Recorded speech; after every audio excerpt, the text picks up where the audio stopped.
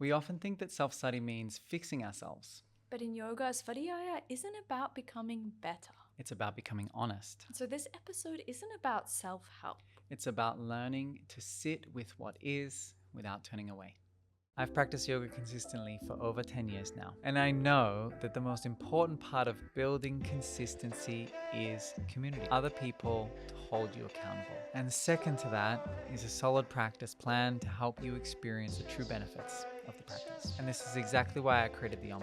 It's a free study tool to help you learn the Sanskrit and the philosophy of yoga. Plus, it's the home to our online community, which we call Sadhana Sangha. Every single month, the team and I offer 5 practices, and I guide you through an Asana workshop as well as a subtle technique, and we translate a few lines of the Yoga Sutra together. It's honestly been my dream to create this app since I started teaching, because this is what I truly needed when I started practicing. So check it out in the show notes, or just search OMSOM in the App Store. That's OMSOM. Now, back to the episode. Welcome back to the OMSOM Yoga and Ayurveda podcast. My name is Aaron Petty. I am a yoga teacher and teacher trainer, and I am joined today by Paige. It's been a while. I'm so excited to be back. My name is Paige Taylor. I'm a yoga teacher and Ayurvedic health practitioner, and I'm so excited to be back. I want to thank you all so much for just sticking with the podcast over these last few months and having the beautiful Millie and Selena and Lena join Aaron for these conversations. It's given me such a nice break, but I'm so excited to be back chatting all things yoga today. Yeah. And so because it is March, we are kind of exploring this idea, which is Agni. Okay. Agni is the fire element. And so this month is kind of all about this kind of discipline and transformation, but there is something about the fire element that we often miss, because we kind of think of the fire as destructive. That is that it's illuminating, the quality of illumination. And that is exactly what we're talking about today with Svādhyāya, is illumination of something very specific. But before we get into that, I want to tell you a story. Are you ready for the story? I'm ready. Okay, so you know who Prajapati is, right? Tell me more. Prajapati is Brahma, the creator of the universe. And so Prajapati comes out and he says... Is Prajapati an incarnation of Brahma? Or It's Brahma, another name for Brahma. Yeah. So he comes out, he says that the true self, the Atman, can be known through deep inquiry. And he has 2 students who have come to study under him. One is Indra, you know who Indra is, king of the gods. And the other one is the demon king, he's called Virochana. So they sat with him for 32 years. And after those 32 years, Brahma gives him the first teaching. And the teaching is, the self is what you see reflected in the eye, in water, in a mirror, that radiant one. That is the Atman. And Virochana, being the demon that he is, looked at his reflection in the mirror, and he was satisfied by that. And so he left and he taught his people, the body is the self, honor it, adorn it, and that is all you need to know. Right? So look in the mirror and that is who you are. Indra walked away from that first teaching, but he had this kind of like doubt inside of him. And he thought to himself, if this body is the self, then when the body weakens, the self weakens. When the body dies, the self dies. And this can't be the truth. Yes. So Virochana's out there teaching all the demons, admire yourself as the body. And Indra decides he's going to go back. And on going back, Brahma gives him a second teaching. Then a third teaching, and then a fourth teaching. And every time Indra got a little bit more into what the essence of the self is. And eventually he found this little flicker of understanding. So after 101 years of this study with Brahma, he reveals the final teaching to Indra, and he says that the self is not the reflection, not the body, not the mind, not the dreaming of the self, but it is the witness of those things, pure awareness, and that is untouched by birth and death. And so this gives us these kind of 2 streams of awareness in life, right? Yeah. It gives us those people who are misidentifying and misunderstanding the deepest teaching of yoga. And then we have these other people who continue on this path of self-inquiry to understand the nature of the self. And do you think, though, that this first teaching of the demon king, Like, do you feel like that still is a truthful first step on this path? Well, most certainly. And that's kind of what we're going to be talking about today in Svādhyāya, is that first we have to start to inquire into the self, right? And for many of us, that is our body and our mind and our actions and our possessions and our job title and our friends and our family and all of those things that we believe ourselves to be. I think that's where so many of us start, right? Like even for the both of us, starting in that like hot yoga environment where, it was just like this purification of the body as this kind of first insight into yoga, or this first experience of yoga. But what I love about that story, is that this demon king was satisfied with that he didn't need to seek more. But with Indra, it was this inclination to go deeper, and that's where the truth unraveled. Interesting. All right, should we break down what Svādhyāya actually is? Let's do it. We talk about this word a lot, Svā. Sva, right? It comes up so much. It comes up so much. So Svā means yourself, right? And this is the capital S self, one's own. The you. And from the story, we know that that's not the body and all these kinds of things, but it's what lies deeper than that. Adhyaya, on the other hand, means to study. Right? To recite, to inquire into, to reflect upon that self. So, Svādhyāya is to study the self, to reflect on the self, to inquire into the self. Now, in yoga tradition, there's many different ways that we can do this, right? Of course. So, number one is that you directly observe the way that you are in the world, right? You directly observe your body and the tendencies of your body. You directly observe the mind and the tendencies of the mind. You really inquire into, why am I the way that I am? How am I the way that I am? Those kinds of things. Do you think this is like a learnt skill, or do you think that like there's people that are obviously naturally inclined to do this in the world already? Like self-reflective people. Yeah, self-reflective people. But that everyone can learn to do this. Certainly. And it's like, depends on your karma. True, if you are a naturally reflective person, then obviously you're going to be inclined into that. But some people aren't. Some people just, they're engaged in the sensory experience and everyone else and everything else. And it's actually a really big turning point when they're like, oh, who am I? What am I? What makes me happy? What lights me up? What do I need in this world? So that's number one, is just that process. We can do that through meditation. That's what we're doing when we're practicing asanas. We're kind of gathering this information about the self. Then the second modality is that you recite mantras, right? You recite these mantras, and there are many, many different ones, but what's coming to mind right now is like the Mahavakyas, the great sayings. Tattvam asi, you are that. Aham brahmasmi, I am totality, right? These kind of reiterations of what the self is. And also using mantra repetition, the singular thought in repetition to calm the mind enough and give the mind a job to do so that we can observe who is watching the mind. I think as well, like, you know, from like a outside perspective, you could look at that and be like, well, what's the point of reciting a word in quotation marks, if like that's not going to give us, that's going to distract us from the self, right? But I think what's so potent about mantra is that mantras are just depictions of self, right? Just like different ways that the self is expressed through these vibrational frequencies. And that's kind of where this differentiation, because maybe, you know, I don't know how often we've spoken about mantra recently, but that, you know, everything gets called a mantra these days. Yeah. But actually these things that we call mantras are most often like affirmations or just mottos. No, they're not mantras. They are mantras. They're mantras. Know how to discern mantras or mantra. And so, yeah, when we speak about mantra, especially in this context, we're speaking about specific vibrational expressions of self. Yep. And that's why it's Svādhyāya rather than I am loved. Yeah. Yeah.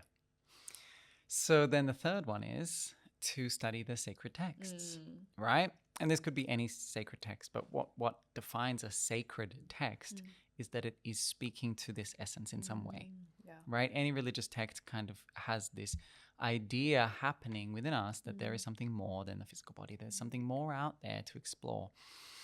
And the Sanskrit texts or the yogic texts, that is the central point of all of these teachings.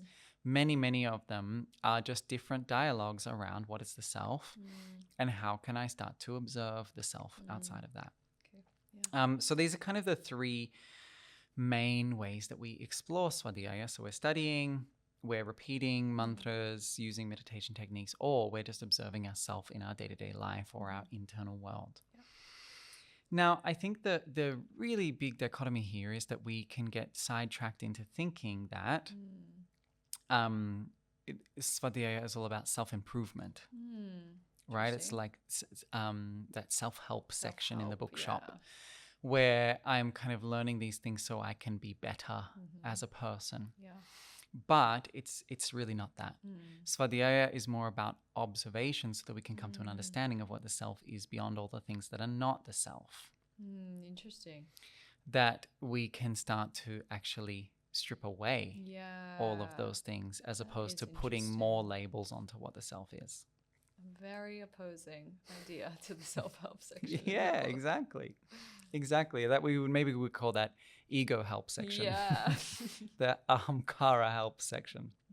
But it actually doesn't help the self, it distracts the self. It's an illusion of the self. What more can you do to be better? But actually you just get further and further away from the self where everything is already perfect. Yeah, exactly. And so what is really important to understand about Svādhyāya is it's like the relationship that we have to life. Yeah.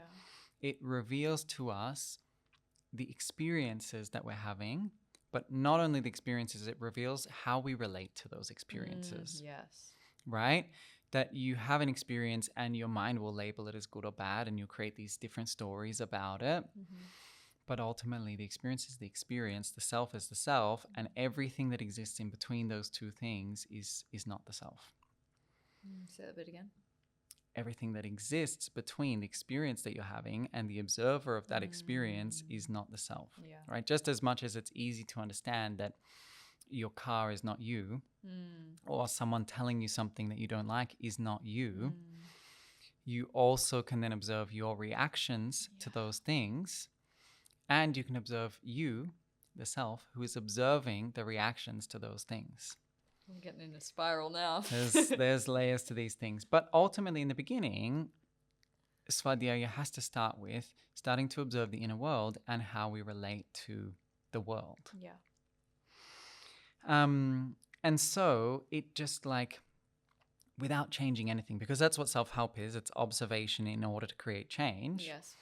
Svādhyāya is observation for the sake of observation, without having to change anything, without asking you to change anything. Yeah. And that's yoga, right? Aaron and I were having this conversation this morning about like yoga for the sake of yoga or yoga to get something out of it. And I think it comes back to the same discernment that like self-help is observation to improve, to be better. And Svādhyāya is observation to remember. Yeah, exactly. Observation to remember without having to get anything out of that, to have to receive something back or shift something in your life.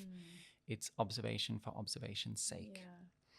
And what that allows is like for information about what we're not, right? And hopefully eventually leading to the information about who we are. Yeah, okay, interesting. I think that's easier to grasp, right, at the start, what we are not. Yeah.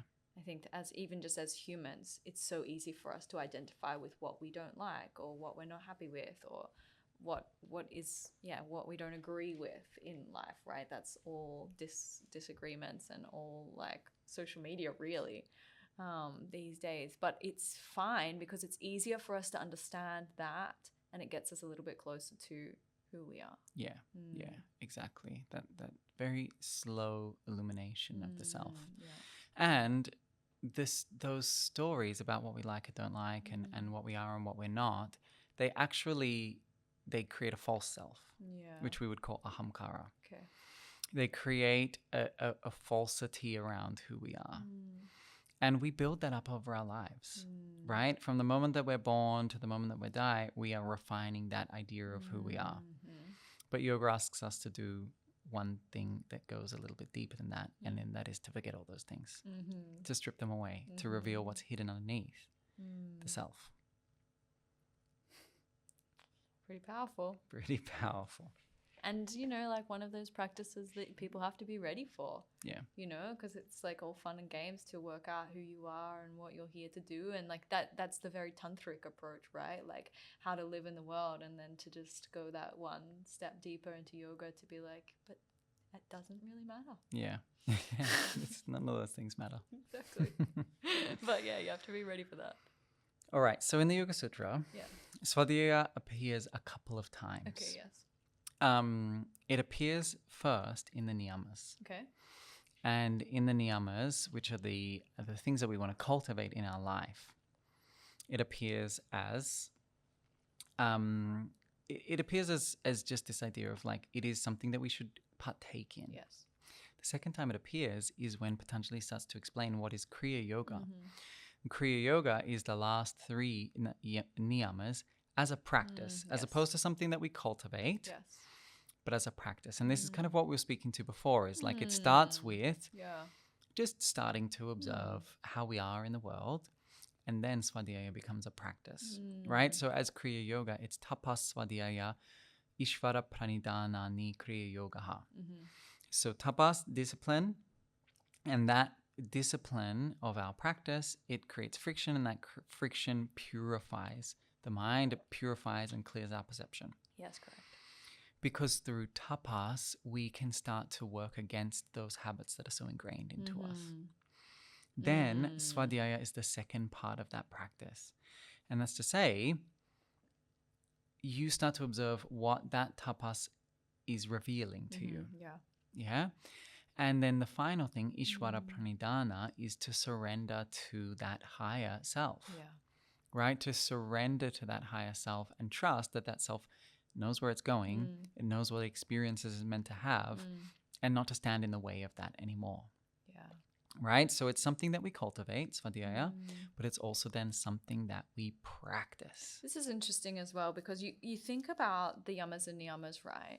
And when you perhaps start your journey, and we've spoken about this several times, like for me, when I started my journey into yoga, I was very like militant about the yamas and niyamas, like must, you know, implement these into my life. But this idea of Svādhyāya, like it's almost like you need Svādhyāya for all of them, right? Like you need that self-reflective tool to make those shifts and changes of the yamas and niyamas. And it's like only when you've kind of achieved that to some extent can you move into tapas for the purification of the mind, right? Because it's like you only through Svādhyāya can you know what needs to be purified. But then actually after tapas, the real Svādhyāya takes place. It's almost like preliminary Svādhyāya, but then the real Svādhyāya happens. Well, that's it. It's like studying the false self is the first stage of it. Studying the ahamkara is the first stage of it, and studying the mind and studying the body and learning all these things. And then do the practice to burn away that which you are not. And then use that practice to realize what has been revealed to you. And then surrender to that.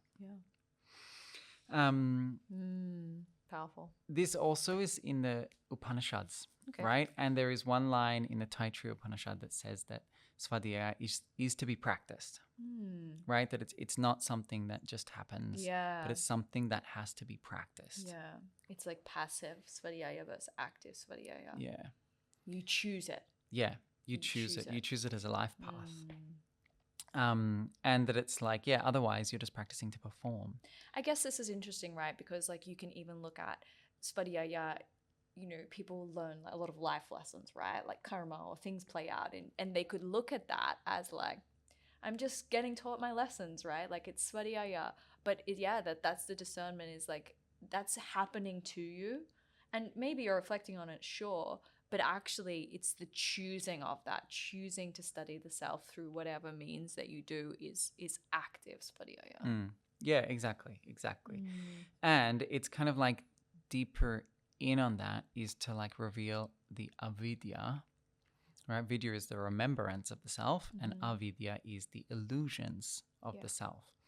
And this kind of is the root of this whole practice, right? It's seeking out this klesha, the first klesha. Where are the illusions that I hold about myself? That's the purpose of Svādhyāya? Yeah. It's where am I mistaking, where do I have a mistaken identity? Where have I forgotten the self? And do you feel like the other cliches come into this as well, or do you think it's mainly avidya? I mean, it goes deeper and deeper and deeper the more you identify with the self. But avidya is kind of the subtlest and the easiest to get out, because... And they all root from avidya? No, they all root from abhinivesha. Yeah, they all root from the fear of death, but we're not going to go there today. Yeah. We don't need to go there. Avidya is illusion. Yeah, and sort of then relate it back to the story. Yeah. Right? Virochana, the god of the demons, he taught... Virochana is his name? Yeah, Virochana. So interesting. It's so similar to Virochana, which is like the purging in Ayurveda. Yeah, well, that's it, right? So he misunderstood Brahma and then went and taught avidya. Yeah. He went and taught, identify with the body, observe the facial features, look in the mirror, right? But the deeper teaching is that then we are systematically unraveling those things, right? You look in the mirror and yes, what you see is the self, but it's behind the body. The observer of the mirror is the self.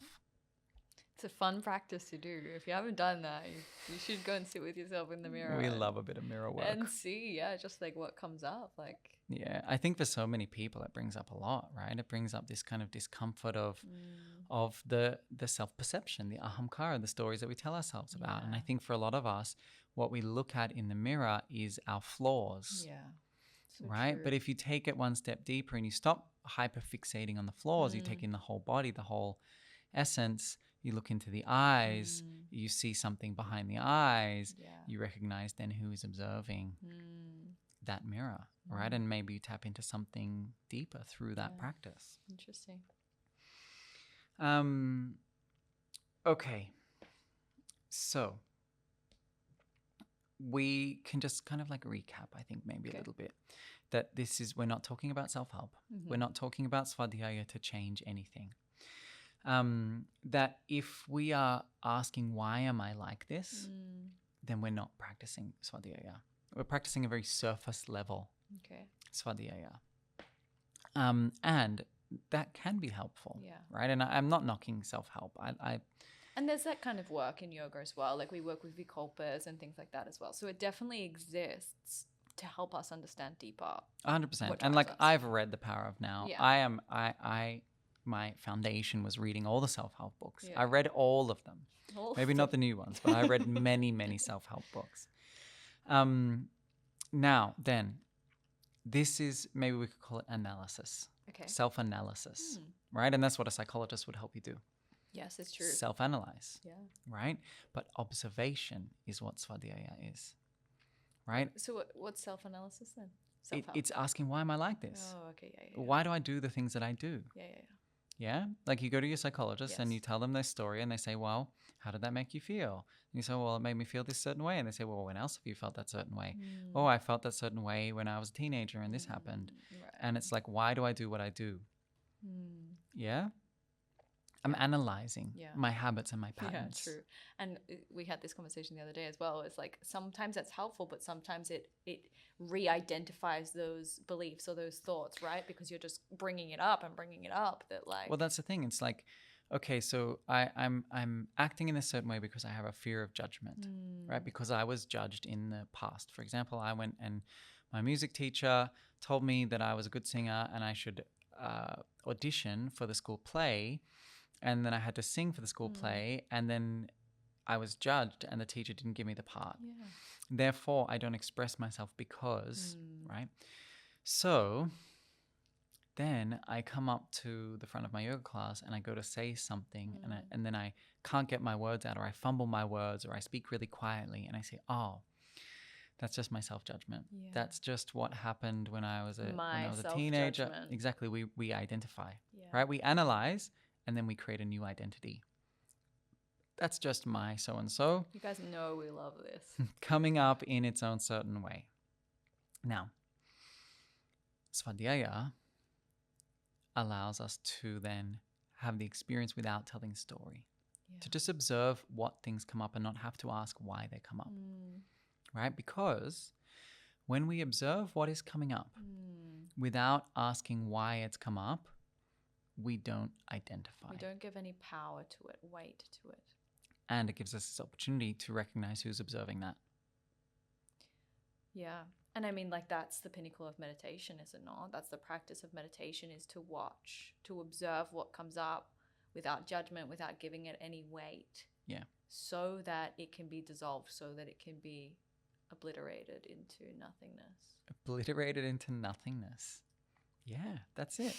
It's like, the narrator function of the mind disappears. So then, do you think Svādhyāya is something that is a practice in meditation? Like in this example that we're talking about, like when you are in meditation and things are coming up and not this, not that, almost, neti, that's the practice of Svādhyāya? Or do you think is that the main practice of Svādhyāya? Yes. Yes. The main practice of Svādhyāya is to observe, right, without needing to create a story, but to observe the things that are not the self in order to peel them away and reveal the self. Yeah. And I guess that's helpful in meditation. Exactly. And that's what meditation is. Yeah. That's what meditation is at its core. Even if you're meditating on a thing, eventually the process of meditation is not to just concentrate the mind on meditation. If you get stuck there, then you're stuck. But to reveal the preconceptions that you have about the object. Say I'm meditating on a candle.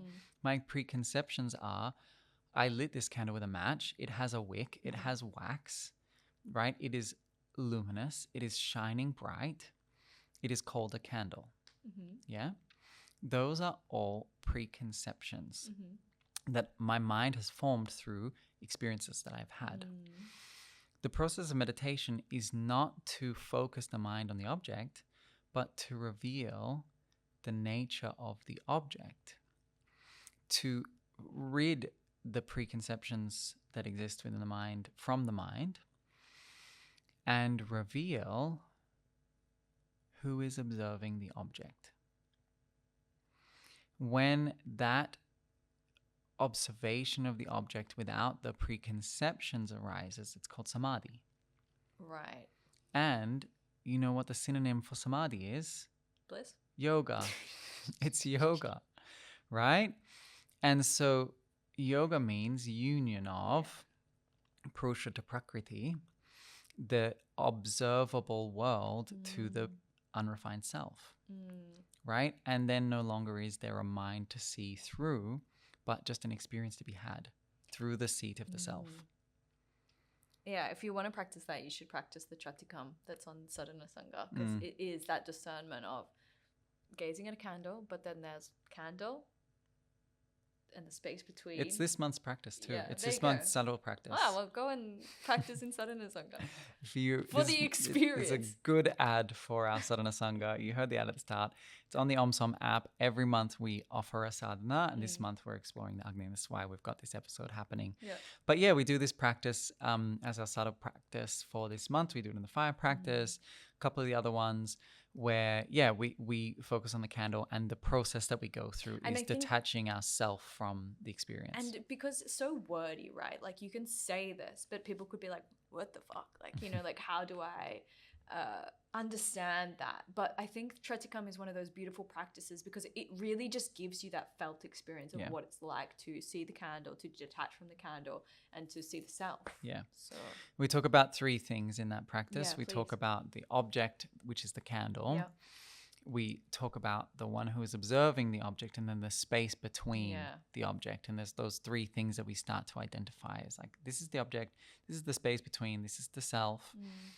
The space between can be just the physical distance, but it can also be what the mind is telling you. It can be the physical eyes. It can be the distance between the physical eyes and the consciousness that's perceiving it, right? There's so much that happens in between the observer and the object. Yeah. And when we identify the object, what's between, and the observer of that thing, then we can get more clear about what the observer is. Interesting. Can you do that on any meditation object? Yeah, most certainly. Any. That's samyama. That's the process of meditation through the yogic lens. And I guess, like there's this idea, well, your meditation object should be sattvic, but then I know you guys were just speaking about in your last 300-hour weekend about the agoris, right? That you can meditate on death, you can meditate on corpses, because it does still help us see what's not us. And exactly. What is and the more grotesque the object, the more mental resistance you'll have toward that object, and the more opportunity you have to observe the mental resistance towards whatever you're focusing on. Interesting. Sometimes uncomfortable experiences can be the best meditations, if you're ready for that. If you're ready for that. If it's not going to psychologically unravel you entirely. Disclaimer, do not go meditate on any corpses. We do not condone. All right, let's see what the texts have to say. Yeah. So, Yoga Sutra, in the second chapter, Patanjali goes on and he explains all of the yamas and niyamas. He says, Yama, niyama, asana, pranayama, pratyahara, dharana, dhyana, samadhi is the ashtanga. And then he says, the yamas are this and the niyamas are that. And then he goes on to explain the meaning of each of the yamas and each of the niyamas. Yeah. So, in this second chapter, the 44th sutra says, Svādhyāya ishta devata samprayogaha. What does that mean? It means from self-study, from Svādhyāya comes communion with the chosen form of the divine. Your chosen, your Ishta Devata. Ishta Devata, for those who don't know, means your chosen God. Yeah. The depiction of God that you feel the most resonant towards. And whether that is a God as we understand it to be, or whether that's something like nature or the cosmos or self. Yeah, exactly. So it's not this like reward that we get, that you get to be with God and sit in heaven, but you get to develop this intimacy with God, because in the yoga tradition, God is you. Like that awareness that you are, the swa, the self that you are, is the same self that exists in all beings in all times and spaces. And so by studying that self, you come into that communion with your Ishta Devata, that God of your choosing. I was listening to something the other day, and they were talking about, and this is probably a little bit of a tangent, how do you choose your God? Because I think this is a really, really interesting piece. Like, okay, if you've got a chosen God, how do you choose your God? And then the pondering is, well, how do you choose your favorite color? What's your favorite color? I don't know if I have one. It's got to be brown. I don't know. Mine's always been blue. It's been blue for my whole life. And it's like, well, how do you teach someone to choose their favorite color? The color chooses you. Exactly. You just know your favorite color. And so how do you choose your favorite God? You just know. You just know the one that feels the most tangible, maybe the one that feels the most spiritual, the one that feels the most loving, the form of God that is your God. Resonant. The one that feels the most resonant. And so through Svādhyāya, you get the experience to be with your chosen God. Yeah, wow. And like what a beautiful gift of the practice, right? And we can circle back to this idea of like self-help to improve the self, to be better in the world, better in quotation marks, to function better in this crazy patriarchal capitalist world. Or Svādhyāya, to be in communion with your chosen God in every moment. Wow. Do we ever need to improve in that way? You know what I mean? Like, it's that remembering that everything is perfect, everything is Shri, everything is as it's meant to be in every moment. And it's liberating. Yeah, exactly. And you don't have to be stuck in this endless work 100%. of just like, I'm always trying to be better. I'm always just trying to do the 1%, blah, blah, blah, blah, blah. Yeah, and I don't think it means that you don't do that. I think just like if you're in communion with God, you're going to want to be the best version of yourself, right? That's We speak it about it a naturally. lot when we speak about when we're in India for the 300 hour and we do these pujas and things like that. But like show up as if you're meeting God, right? Like wash yourself, dress nicely, that kind of thing. And I think that's the idea of Svādhyāya, is that you do improve and you do become the best version of yourself, but it's because you're inspired to from that intimacy with God rather than this feeling of lack Yeah. that comes from that self-help section. I'm not good enough, so I will act in this Yeah. way. Whereas this is it. I am perfect. God is with me. And thus I want to show up as beauty, as grace, as the best version of me. Yeah. Yeah. Lovely. Lovely. All right. Bhagavad Gita Okay. says, lift yourself by the self. Do not degrade yourself. The self is your friend. The self is your enemy. I'm going to say it one more time. That's Lift Bhagavad yourself Gita. by the self. Do not degrade yourself. The self is your friend. The self is your enemy. Tell me more. You can see the self in anyone, right? That like your friend, your best friend is yourself. Yeah. Your worst enemy is yourself. And why is Yeah. that? Because the feelings and mental patterns that your best friend cultivates in you are a reflection of yourself. Yeah. The feelings and the mental tendencies that your enemies produce within yourself are also yourself, Yeah. right? And so by thinking that you are that self, right? By externalizing yourself, that person made me angry, that person makes me happy, this person made me feel this, you're degrading yourself, right? But through study of the self, you are lifting yourself, right, to the highest, most serene, most receptive, most tolerant perception. Yeah, but only through understanding that the self is the only self, that everything else is just a reflection of the self or something to be observed by the self. So we kind of think about this as like the discernment there, that it's like if there is rigidity in our self-study, then it becomes a punishment, right? I'm doing these bad things and therefore I need to punish myself. In the same way, we can use Svādhyāya in this avoidant way and say, well, I am the self and therefore my actions do not matter. That's not also the case, also not the case. Yeah. Right? That actually we just do this practice to slowly, slowly discern, right? Discernment is the key. And we're going to talk about this next week on the podcast. But we'll get there when we get there. But we sharpen our discernment until we can clearly see the self. Yeah. And when we can clearly see the self, then friends and enemies and our external situations, they don't affect us anymore. Okay. Okay. Yeah, like this capacity to be unaffected. Yeah. Yeah. Okay, this is my favorite one. Comes from the Kina Upanishad, chapter 2. It's talking specifically about the self. And it says, it is not known by those who know it, and it is known by those who do not know it. I love a riddle. A yogic riddle. It is not known by those who know it, and it is known by those who do not know it. Is it this idea of like, the more we speak about it, the further away we get? Exactly. That's exactly it, right? The people who genuinely have had the experience of the self, they don't know it because there's nothing to know. Yeah. As soon as something is observable and knowable, it's not the self, right? And so those who don't know the self will tell you everything there is to know about the self, right? They'll identify all of these different things and qualities and parts of self, but they don't actually know. It's like those who know the self won't be telling you about it on Instagram. Exactly. Exactly. They won't be telling you about it at all. Yeah. They'll give you the tools, and the tool is Svādhyāya. Yeah. And so it's like, it's not something that we have to capture. It's not something we can put in a box. It's not something we can throw a net over and keep for ourselves, metaphorically. Yeah. But it's something that we can't know, as in like our inner world and our ahamkara, the story that we tell ourselves, can't know about that thing. It's beyond that.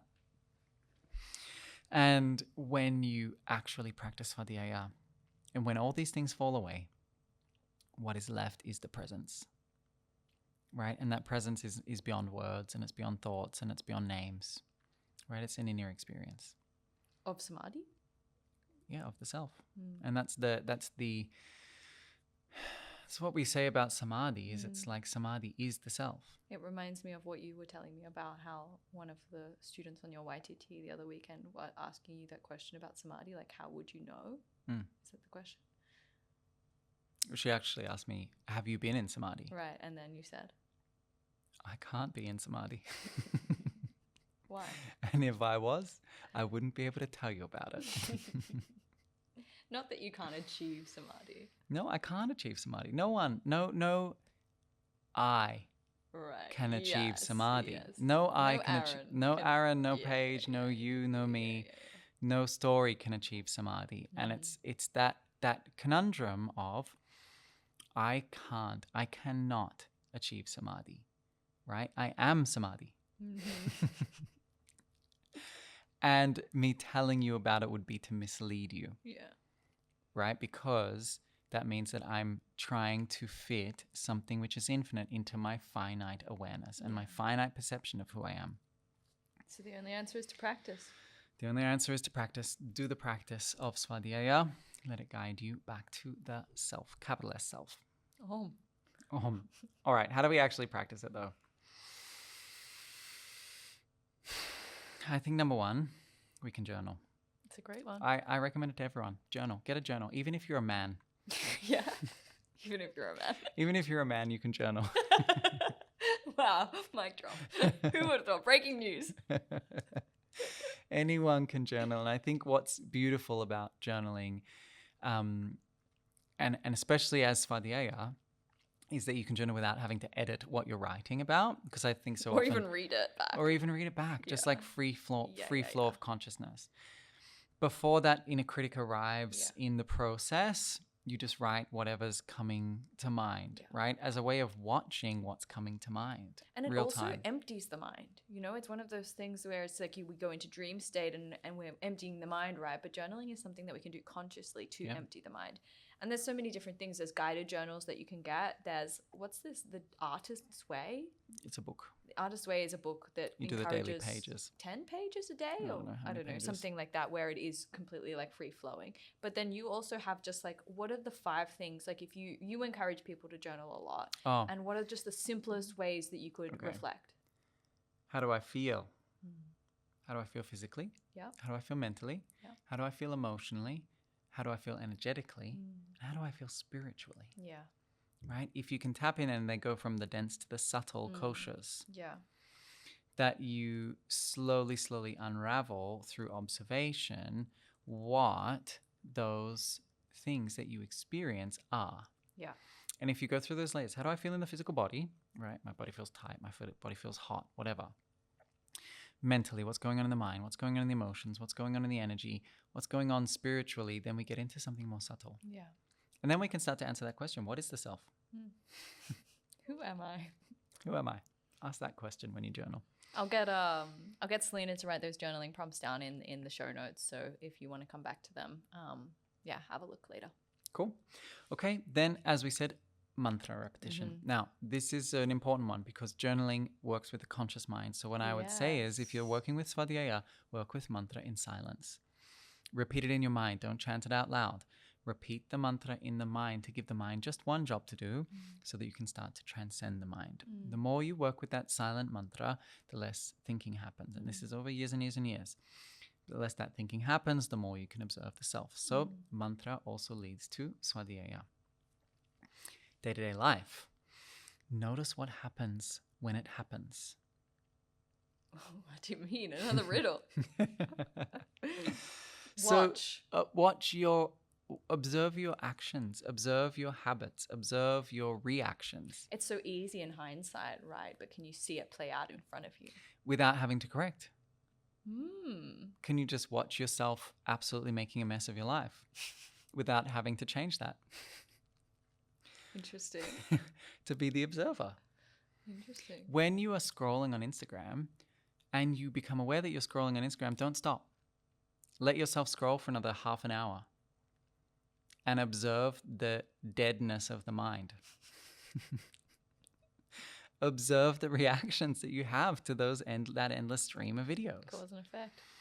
It's my favorite. Exactly. It's like, so you don't necessarily even have to stop things because when you stop, then sometimes you'll create a story of like, oh, I was scrolling. That's bad. Naughty me. Let yourself scroll. Let yourself doom scroll, but just be observant of that. I mean, not every time. Not every day. Just at the start. Just at the start. We break those habits when we become aware of them. Otherwise, you create a samskara around It's okay because I'm observing it. That's bypassing. We said Svādhyāya is not bypassing. But the same, like if you get in an argument with someone, let yourself argue for a little bit. Okay. And be self-reflective about it. Right? So long as you're not causing harm to that person. But like, let it happen. Life, it's a leela, it's a play. You have to just let it play out and watch it and observe it and take that wisdom, those learnings with you. Yeah. And then I think the other thing is that once you can start to observe those things, and as Paige said, we're not condoning just forever, just keep doing the things whilst observing them. But then at a certain point, you'll start to notice how you want to present yourself in the world. Yeah. Right? I want to show up in a certain way because it helps me to be perceived in this certain light, right? I'll give myself a little bit of an outing here. Yesterday, I asked Selena to edit out a piece of the podcast. The podcast from, I mean, we're in the future now, so it was in February, my podcast with Indra. If you haven't listened to it, go back and listen to it. But I mispronounced something in the intro, and she left it in there, and she said, "Oh, it's so endearing." Selena said that. Yeah, she said, "I left it in there because it was endearing. It was cute." And I said, edit it out because it's embarrassing. I don't want to be embarrassed. Wow. And I want to be perceived as someone who's knowledgeable. Right? I just shared a quote on my story just then that was like, embarrassment is the key to intimacy with the self. Exactly. That's exactly what it is. And so it's like choosing that honest version of yourself instead of what you're preferring to present. So, did you edit it out? Yeah, I got it edited out. Maybe not on YouTube. We'll see. What was the word? Guru Shishya Parampara. What did you say? I said Guru Shishya. Shishya. Was this the whole situation? Para. And she said to me, "You've got it." Hindu did. Yeah. I'm like, oh my God, I know how to say that. I know that word. I know what that means. But for whatever reason, I tripped over my words. Yeah. I mean, you were meeting with your most pronounced teacher. I know. I was sitting with my guru. Yeah.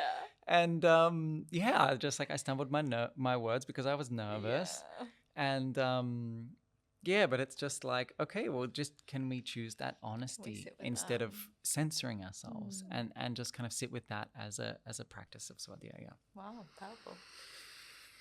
One of those things. So there's a couple of tips for your Svādhyāya practice. Beautiful. And just to kind of like close this out, a couple of reflections. What are you trying to change before you've allowed yourself to truly see it, right? So often that changing is because we don't want to meet that part of ourselves.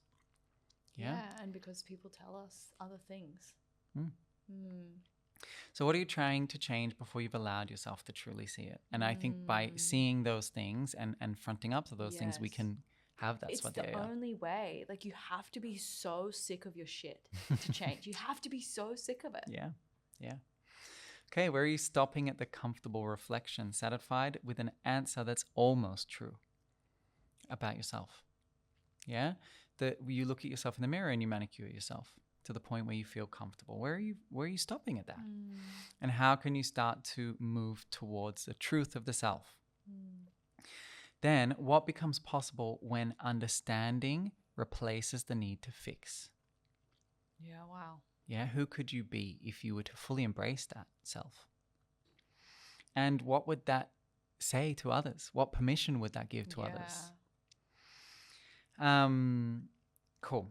Okay, so just to fully cycle back, Svādhyāya is a practice, right? It's not something that we have to master. It's not something that we have to complete. It's not something that we have to know, but it's something that we return to. Yeah. And once you get still enough, there is nothing more to see.